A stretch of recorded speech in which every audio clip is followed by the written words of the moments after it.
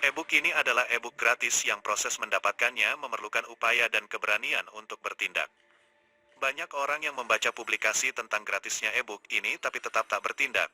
Bisa jadi karena ragu, masa sih hari gini ada e-book yang dibagi gratis? Menunda, nanti aja toh gratis. Putus asa, kok susah amat sih mau dapat yang gratisan? Pikiran kotor, paling e-booknya hanya preview untuk jual e-book versi tebalnya. Atau alasan-alasan lainnya. Bagi Anda yang berhasil mendapatkan e-book ini, berarti Anda bukan bagian dari orang-orang di atas. Maka dari itu, saya berani mengatakan, tak mungkin Anda tak dapat menjadi pengusaha. Jadi, jangan bagikan e-book ini selain melalui jalur semestinya, karena akan memandulkan kemampuan kawan Anda. Cukup infokan link UB Store, tempat Anda mendapatkannya, selanjutnya biarkan mereka berusaha sendiri. Setuju. Dalam 7 hari, Anda bisa jadi juragan hanya dengan 7 langkah ini. Formula simpel ini sudah saya bagikan sejak saya keliling Indonesia tahun-tahun 2005 sampai tahun 2011. Rata-rata saya mengisi 120 kelas atau seminar di 40 kota lebih se-Indonesia. Cukup terbuktikan. Angan lakukan speed reading. Karena saya menulisnya juga bukan speed writing, artinya banyak pesan tersembunyi yang baru akan Anda pahami saat Anda baca berulang. Lagi pula materi yang saya sampaikan bukanlah bahan bacaan, tapi penuh dengan tugas praktik. Modal. Klasik sekali. Kalau itu alasan Anda untuk tidak mulai, sudah kuno. Coba cari alasan yang lebih kreatif dong. Soalnya sudah terbukti bahwa banyak sekali miliarder yang mulai dengan tanpa modal. Jadi buat saya, yang masih menggunakan modal sebagai alasan untuk tidak mulai, menurut saya tak usah teruskan baca e-book ini lagi, karena Anda tetap tidak akan mulai, meski sudah ditunjukkan jalannya. Pedas. Bisnis apa yang ingin Anda buka? Baru level ingin low, belum bayar apa-apa, kenapa takut? Ambillah selembar kertas kosong tak bergaris, kemudian mulailah coret hayalan Anda secara liar. Masih bingung? Bingung yang mana? Ada 5 macam bingung buka usaha. Punya ide, mulai dari mana? Punya tempat gak tahu mau buka apa? Punya produk unggulan, selanjutnya harus apa? Gak punya ide sama sekali. Bingung kebanyakan ide. Yuk kita bahas satu persatu. Mulai dari mana? 1. Punya ide, mulai dari mana? Mulailah dari menginderakan ide Anda. Banyak ide meluap, karena tak diinderakan dengan sempurna. Selain membuat buku impian, hidupkan impian-impian Anda dengan melihat, mendengar, meraba secara langsung impian Anda. Tentu tak berlaku pada semua impian lo. Mobil, rumah, bisnis, bisa berlaku, tapi jangan dengan gadis impian Anda dengan meraba-raba. Nikahi dulu ya. Hei. Punya ide bukan berarti harus super unik atau total baru. Untuk bisnis pertama, tak perlu idealis. Anggap sebagai langkah perkenalan dengan dunia bisnis. Misalnya Anda punya ide membuka usaha cuci mobil, datangilah cuci mobil terbaik yang Anda ketahui. Bukan sekadar menuliskan impian Anda, tapi langsung datangi tempatnya, amati, tanya seluk-beluknya. Dengan mendatangi secara langsung, Anda akan mendapatkan gairah lebih dan informasi yang lebih akurat. Sekali lagi jangan hanya berandai, apalagi membuat kesimpulan yang negatif sebelum mencari terjun ke lapangan. Dulu saya punya pikiran kotor, kalau mau beli rumah, pasti harus pakai uang muka. Setelah saya terjun di lapangan, ternyata bisa tanpa uang muka, bahkan bisa dapat uang kelebihan pembelian properti, aneh kan? Ya begitulah bedanya praktik dengan teori doang. Punya tempat gak tahu mau buka apa? Cek radius 5 km, semut jenis apa yang tinggal dan lalu lalang di sekitar lokasi Anda. Terbaik gunakan peta dan tandai. Di mana saja letak sarang semut? Sarang semut adalah tempat di mana para semut tinggal di suatu tempat lebih dari 6 jam, seperti perumahan, kampus, perkantoran, pabrik, apartemen. Petakan para pengundang semut. Pengundang semut adalah institusi atau bisnis yang menarik para semut berdatangan dalam durasi yang tak lama, seperti rumah makan, minimarket, klinik, bimbel atau mungkin franchise yang ngetop. Jenis semut apa saja yang lalu lalang di lokasi Anda? Jenis apa yang terbanyak? Adakah sarang semut atau pengundang semut terdekat, sederetan dengan lokasi Anda? Jika iya, maka bidiklah target pasar serupa dengan produk servis yang melengkapi pengundang semut. Misalnya, samping lokasi Anda ada bimbingan belajar untuk siswa SMP dan SMU. Maka usaha yang bisa melengkapi pemenuhan kebutuhan, seperti kafe untuk anak muda, jual bakso, sushi, es teler, alat tulis dan aksesoris anak muda. Kapan saat ramai di depan lokasi Anda? Pagi, siang, malam. Perhatikan jenis semutnya. Siapa tepatnya yang biasa lalu lalang di tempat Anda? Carilah produk untuk melayani mereka. Punya produk unggulan, selanjutnya harus apa? Lakukan uji ngangenin, desain kemasan yang menarik, buat merek yang ngetop, seperti diuraikan secara detail di e-book Buka Langsung Laris. Gak punya ide sama sekali? Pergilah ke pasar, mal, pusat keramaian, atau sosial media. Apa yang mereka perlukan atau apa yang sedang tren saat itu? Ikuti saja, amati tiru modifikasi. Bisnis pertama jangan terlalu idealis, nanti hilang momentumnya. Cari bisnis yang bisa direalisasikan segera. Jangan memilih jenis bisnis yang membuat Anda banyak alasan untuk menunda atau tak memulainya. Masih belum ketemu? Buka bisnis yang menjadi kebutuhan sejuta umat. Misalnya di bidang kuliner, paling gampang jual bakso atau ayam, ya buka itu saja. Jika mau buka langsung laris, ya bidiklah pasar potensial, menawarkan produk yang sedang dibutuhkan banyak orang, apalagi masih sedikit atau bahkan tak ada kompetitor. Masih belum ketemu lagi? Datangilah pameran peluang usaha, googling tentang ide usaha yang sedang tren. Apapun usahanya, yang penting mulai aja dulu dan mulai dari kecil dahulu. Jika Anda terlalu takut untuk memulai, maka peluang-peluang berikutnya yang lebih besar tak akan terlihat. Tahun 2004, saat membuka kebun di Pulang Rempang, terhubung dengan kota Batam, untuk almarhum ayah saya, tak terfikir akan menjadi suatu bisnis. Niatan saya waktu itu hanya mempensiunkan orang tua saja. Ayah saya bertanya, dari mana kita bisa dapat petani? Di sini kan sulit. Saya jawab, tenang aja Pak, insya Allah ada jalannya. Gak berapa lama kemudian, saya menabrak dua orang suku Flores menggunakan motor, yang melanggar jalan saya. Ternyata kedua orang tersebut ada petani handal, jebolan, Malaysia. Ketemu deh. Belum selesai. Saat panen, hasilnya melimpah dan sangat berkualitas. Awalnya kita ditekan oleh tengkulak, kemudian terfikirlah untuk mencari alternatif pelanggan yang lain. Saat kami mendatangi beberapa supermarket dan hypermarket di kota Batam, tak hanya mereka menerima hasil panen pare dan kacang panjang kami, mereka juga bertanya, ada lagi sayurnya selain ini? Saya bertanya, perlunya apa saja? Ada contohkah? Itulah cikal bakalnya PT Momentum Petani Jujur, The Farmer, didirikan sebagai supplier F dan B ke resto, rumah sakit, perhotelan, hypermarket. Bingung kebanyakan ide. Pilih mana yang memungkin untuk dibuka segera dan minim kompetisi. Jika semua ide Anda memenuhi kriteria itu, ambil saja kertas dan potong kecil-kecil, tuliskan masing-masing ide di kertas tersebut. Kemudian linting, kocok, dan ambil satu. Jenis usaha apa yang keluar, itu yang dibuka. Kok begitu? Iya kan sama-sama gak tahu, bisnis mana yang akan membawa keuntungan nantinya. Seolah Anda pikir saya bercanda, tapi itu ide yang serius loh. Lebih baik Anda jatuh bangkrut, daripada tak berani untuk memulai. Seringkali peluang besar lainnya justru tersembunyi di balik kegagalan. Kita, kapan mau ketemu rejeki gede? Kalau jalan aja kagak. Seringkali kegagalan kita membuka pintu keberhasilan. Berikutnya kalau cara lama, membuat perencanaan, baru eksekusi. Biasanya, banyak alasan akan berdalih untuk melakukan penundaan. Dari alasan belum sempurna, nanti-nanti hingga alasan kucing sakit.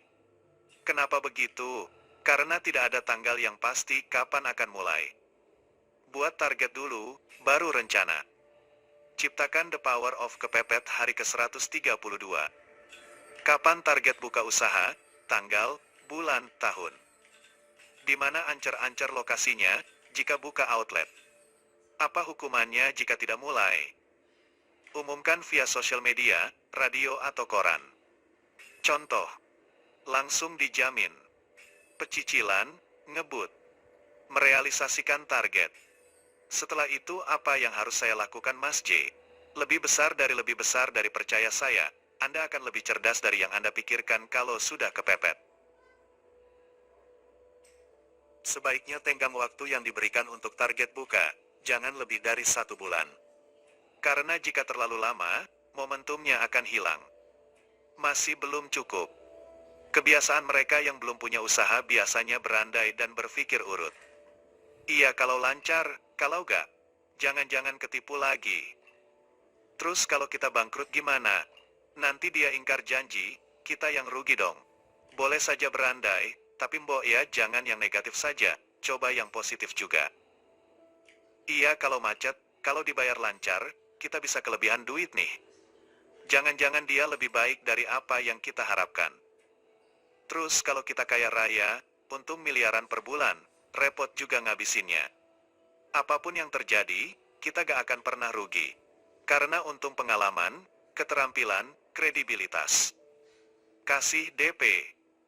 Lepas dari hukumnya, sebenarnya hutang, bisnis itu adalah salah satu motivasi terbesar seorang pengusaha. Dalam kondisi nyaman, kita sering terlena. Saat kita bangkrut dan meninggalkan setumpuk tagihan, baru otak kita lebih cerdas dari sebelumnya. Tentu saja ada dosisnya dan tetap menjaga kredibilitas. Ada jalan tengah yang bisa diambil untuk membuat Anda lebih kepepet, yaitu memberi uang muka, DP, untuk sewa tempat, pembelian barang, renovasi, dan lainnya.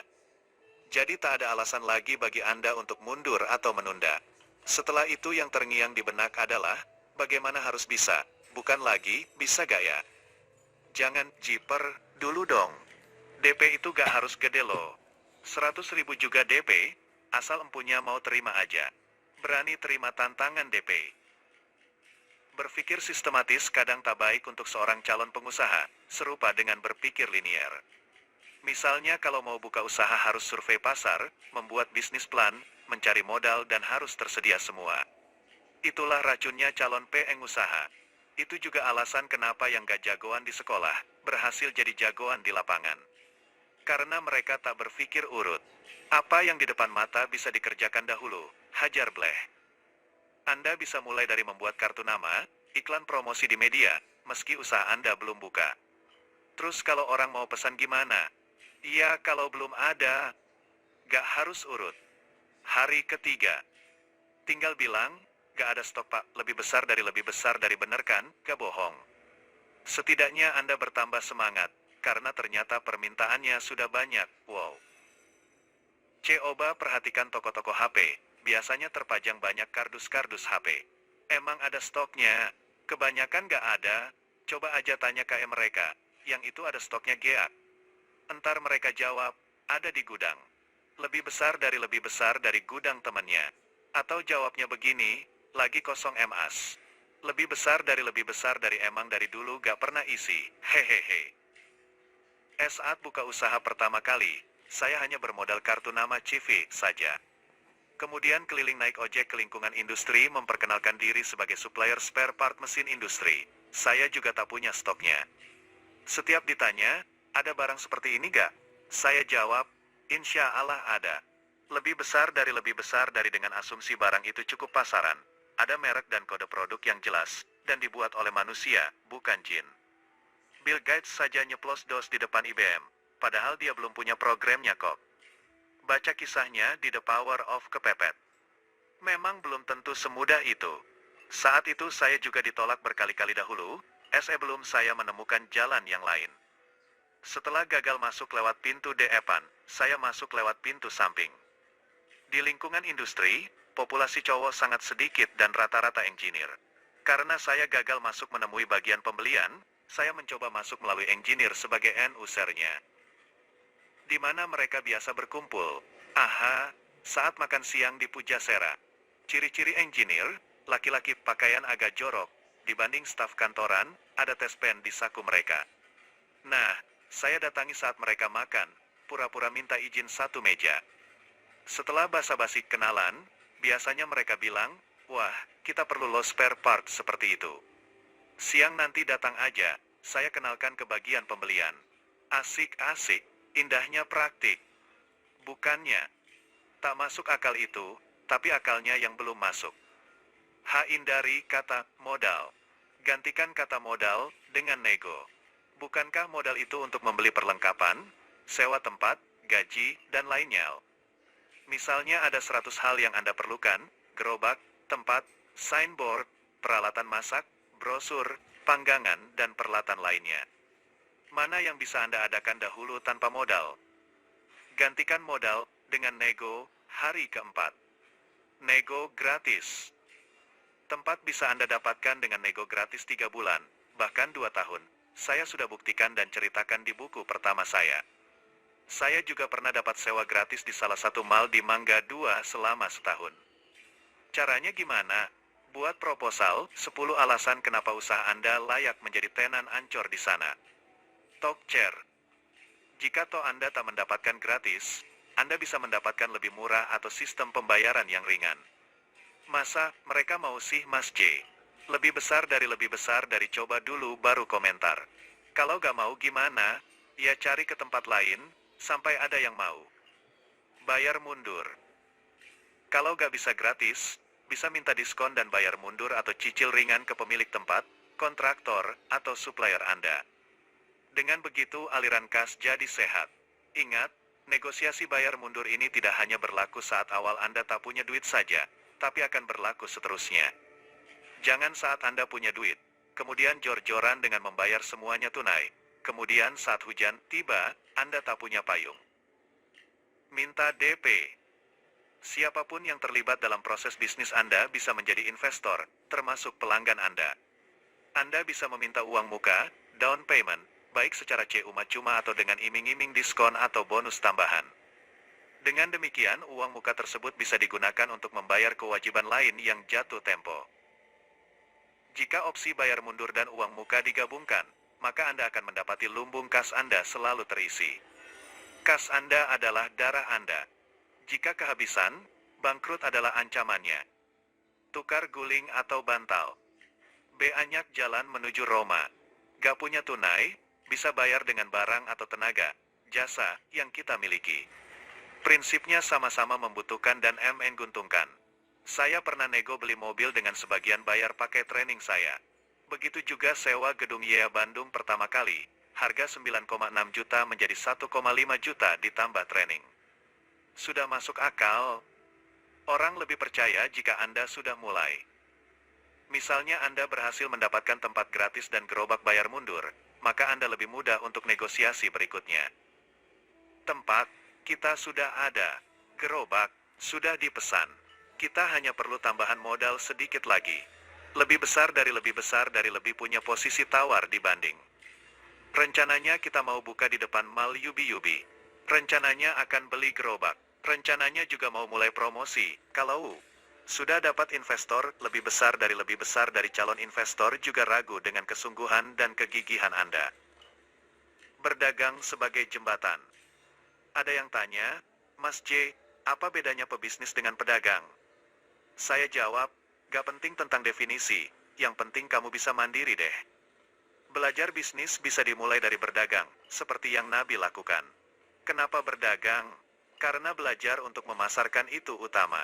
Hindarilah produksi saat pertama kali usaha. Setelah aliran uang lancar, silakan merambah ke produksi untuk memaksimalkan keuntungan. Kata orang, kreatif itu berpikir di luar kotak. Menurut saya, kalau mau beneran kreatif, berpikirlah tanpa kotak. Karena di luar kotak, artinya masih membandingkan dengan kotak di sampingnya. Kalau tanpa kotak, tak ada pembanding sebelumnya. Selama itu halal, hajar saja. Promosi intinya apa sih? Membuat target pasar Anda mengetahui produk merek Anda, sehingga mereka ingin mencoba. Artinya tidak ada keharusan untuk bayar baru sah disebut promosikan. Toh sekarang banyak media-media gratis seperti blog, Facebook, Tweet, juga Yuk Bisnis tentunya.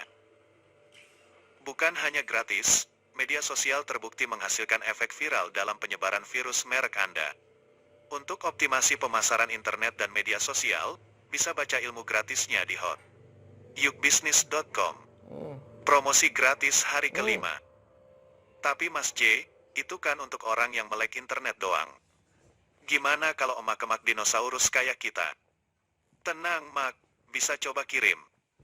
Lagu di radio, mau kirim. Lagu buat semua. Kru Batagor emak. Cantik, dong. Lagunya. Udah putusin aja. Cara lain, sering-sering menghilang.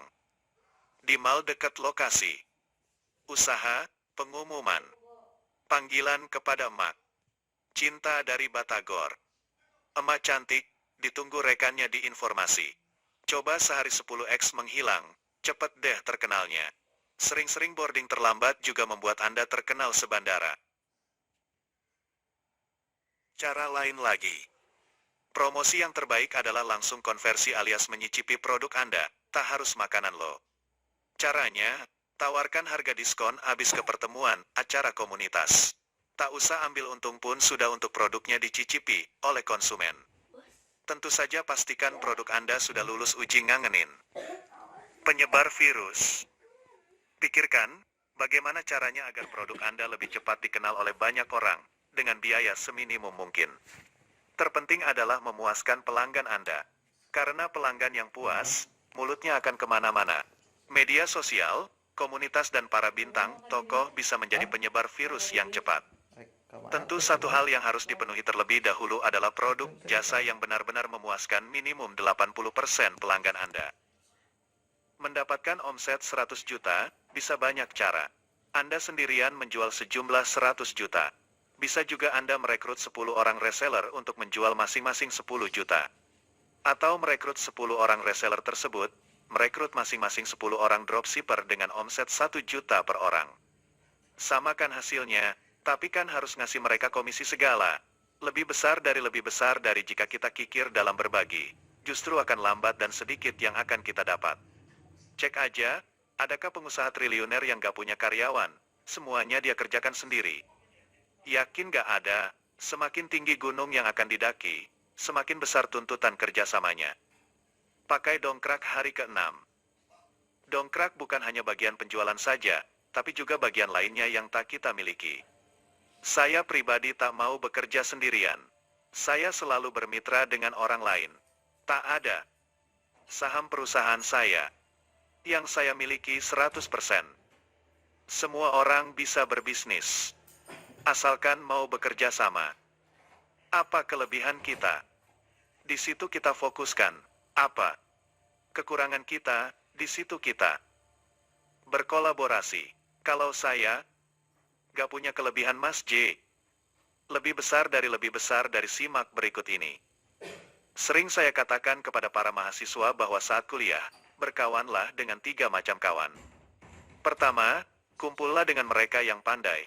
Kelak mereka akan menjadi manajer-manajermu. Kedua, kumpullah dengan mereka kaya. Kelak mereka akan jadi investormu.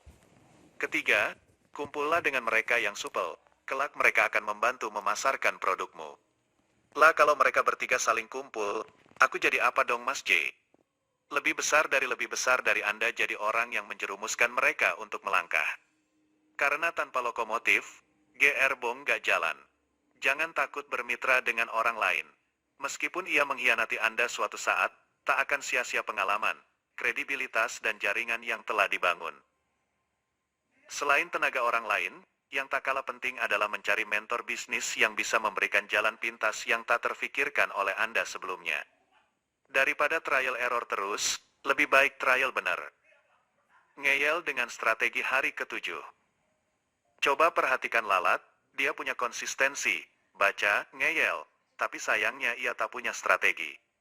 Ia terus-menerus membenturkan kepalanya ke kaca, berharap jendela kaca akan terbuka. Beda dengan semut, saat tahu kaca tak dapat dilalui. Semut memilih mundur, belok kanan atau kiri, mencari jalan lain untuk mencapai tujuan. Begitulah seharusnya. Ngeyel, gigih, itu harus. Tapi bukan main seruduk saja. Ini alurnya. Batu sekeras apapun, jika ditetesi dengan air terus-menerus akan berlubang juga. Lebih besar dari setuju.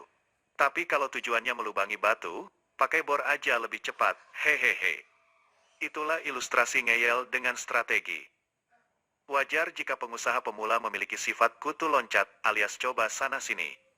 Sah-sah aja untuk mencari bentuk yang pas untuk dirinya. Tapi kapan Anda mau menikah dan beranak pinak kalau coba-coba terus? Asteris bisnis maksudnya, asteris. Jika amunisi Anda pas-pasan, mulailah bisnis yang menghasilkan uang, cash flow, harian atau bulanan, bukan proyekan, apalagi tahunan. Kelancaran tunai pada bisnis Anda sangat penting untuk keberlangsungan bisnis. Bisa jadi secara laporan keuangan, perusahaan untung, tapi jatuh bangkrut karena uang tunainya kurang, macet di piutang. Setelah bisnis bercash flow harian, bulanan lancar, barulah ekspansi ke bisnis yang bercash flow proyekan. Bagaimanapun, tak ada yang benar atau salah dalam bisnis. Yang ada adalah konsekuensi atau akibat dari setiap pilihan atau keputusan kita. Jika kita meyakini bahwa kegagalan adalah pembelajaran, maka tak ada yang sia-sia dan perlu ditakutkan pada setiap keputusan kita. Hari jadi juragan.